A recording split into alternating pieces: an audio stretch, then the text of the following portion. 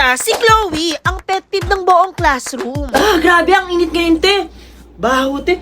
Asin mo na, te. May putok ka na. Be, may pabango ka, be? Oo, be, pero tinitipid ko to Pengi eh. ako. Loti, tinitipid ko Oo, nga. promise, hindi ko ubusin. Damot mo naman. Unti lang ah. Hoy, be. Be, ang dami na niyan, te. Hoy.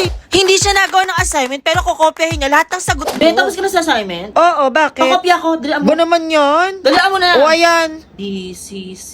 Okay, pass your Teka lang assignment. naman atat na atat. Nakukopya pa kayong tao eh. Uy, busy ma'am yun. Anong sabi mo?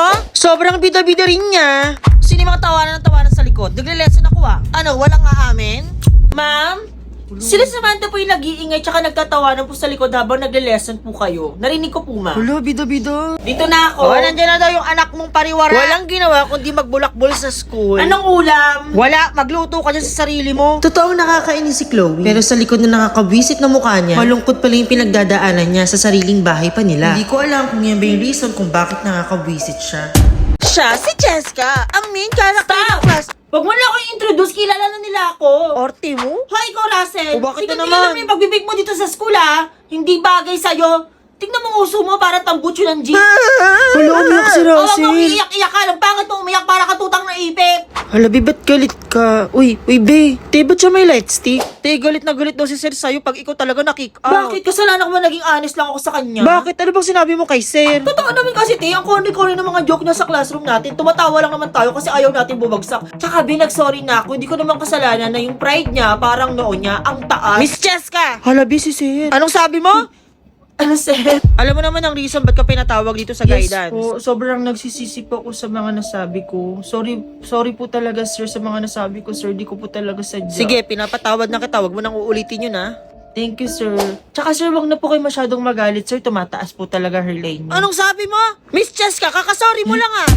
Te, ang tagal mo, te. Kanina pa ako dito.